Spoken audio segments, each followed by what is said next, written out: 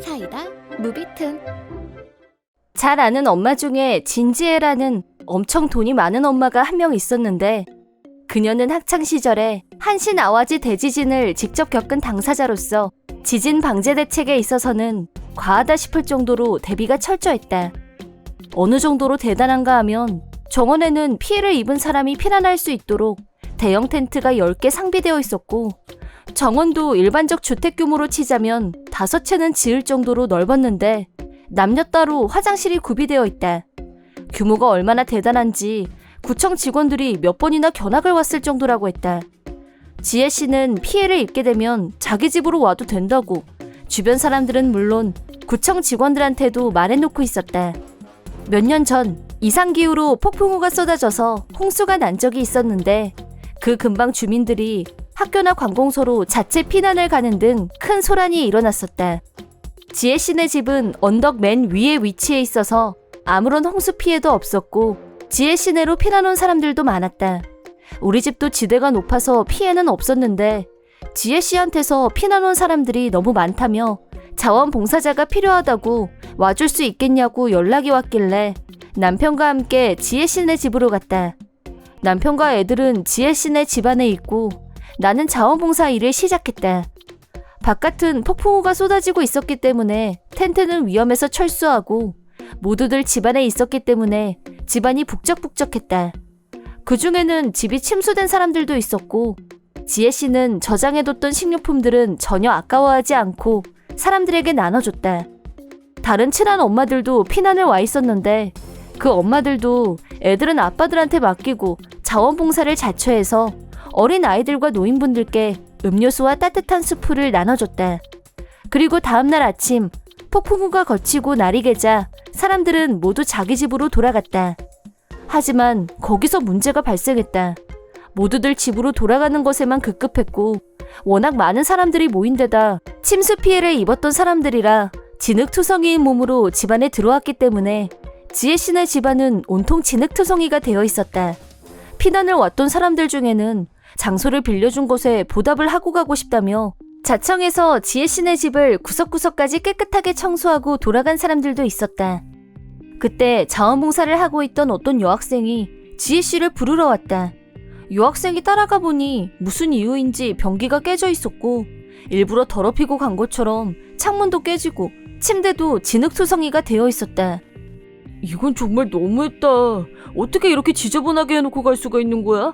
일부러 침대에 진흙을 잔뜩 묻히고 간 게 분명해. 그리고 저 소파를 좀 봐봐. 다른 방은 안 그런데 이 방만 진흙투성이잖아.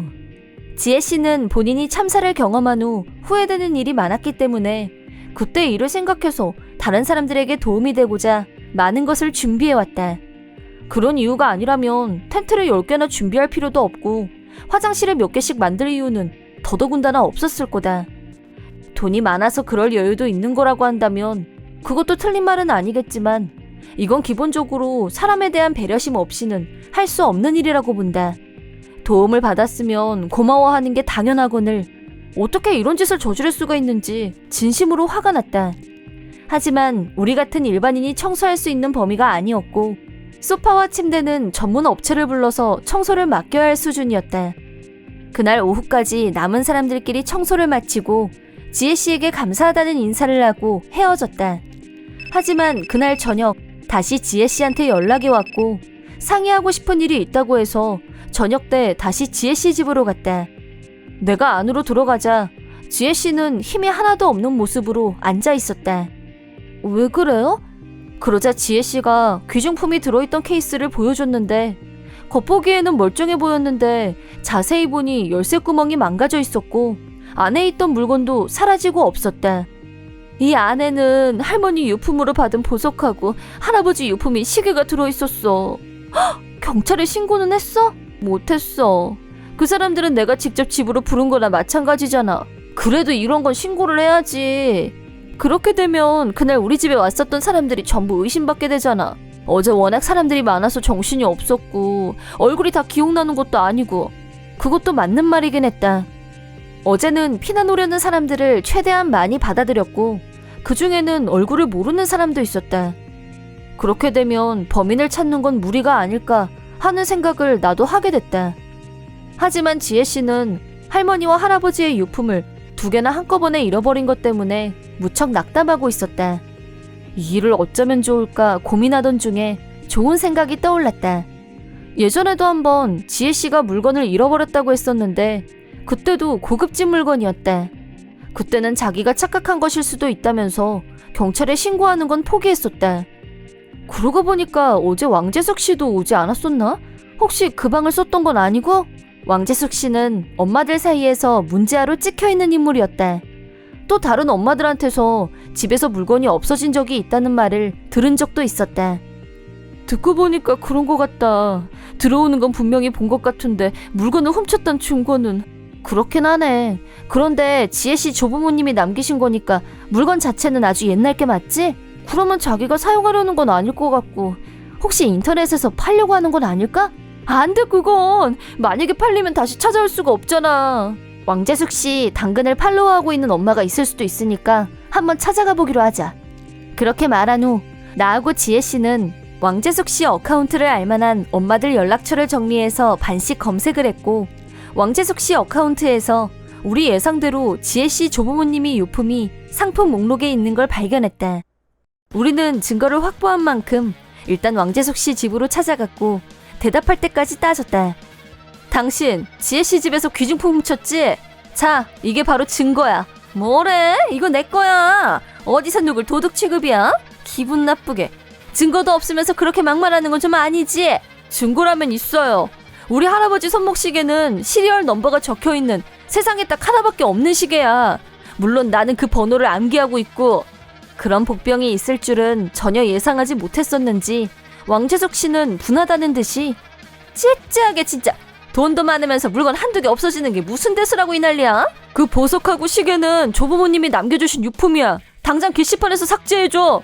홍수 피해를 입고 나서 지혜 씨가 도와준 게 얼만데 어떻게 물건을 훔칠 생각을 할 수가 있어? 내가 그렇게 말하자 왕재숙 씨는 지금 청문회라도 하겠다는 거야? 돈 많다고 있는 대로 자랑하고 돌아다니는 게 눈꼴 싫어서 그랬다. 왜? 돌려주면 될 거 아니야, 돌려주면. 그러더니 방에서 훔쳐간 보석과 시계를 들고 나왔고 지혜 씨에게 거칠게 돌려줬다. 이제 볼 일 없지? 그럼 당장 돌아가!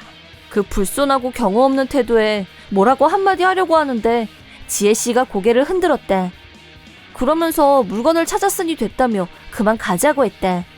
화가 치밀어 오르긴 했지만 피해자인 지혜 씨가 그냥 가자고 하는데 어쩔 수가 없었다.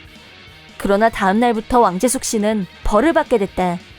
보석과 시계를 훔친 것에서 끝난 것이 아니라 지혜 씨네 방을 엉망진창으로 만든 장본인은 바로 재숙 씨네 애들이란 사실도 알게 됐다. 그날 지혜 씨는 사람들에게 피난 장소를 제공해준 은인이었는데 지혜 씨네 집이 피난 장소라는 사실을 알게 된 왕재숙 씨는 평소에 돈 자랑을 하고 다닌 사람으로 낙인을 찍은 후 이유 없이 분풀이 삼아 변기를 부숴버린 것이다. 심지어 애들한테 방안을 진흙투성이로 만들라고 명령까지 했다고 한다. 하지만 애들은 자기들이 한 일이 양심에 거슬렸는지 항상 자기들한테 잘해주는 할머니 할아버지께 그 사실을 털어놨다. 그리고 그 얘기는 왕재숙 씨 남편 귀에까지 들어가서 나쁜 짓을 한 게 다 들통이 났는데 결국 양쪽 집안 부모님 그리고 남편한테서 맹렬한 비난을 들었다고 한다. 그 후 지혜 씨네 집으로 남편, 부모님과 같이 사과를 하러 왔었다고 한다. 그때 봉투 안에 위자료를 넣어서 가지고 왔다고 한다.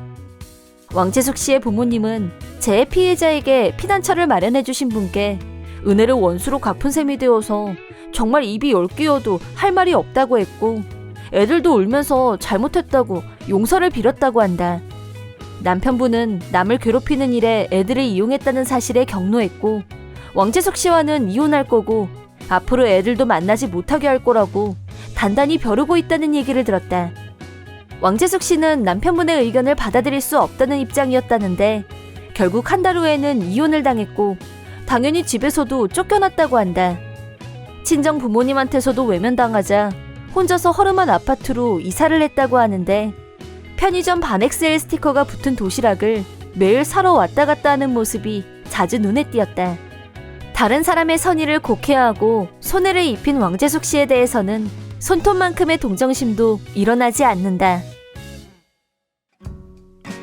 이번 영상은 어떠셨나요? 재밌게 보셨다면 구독, 좋아요에 댓글까지 달아주시면 감사하겠습니다. 그럼 다음 영상에서 만나요.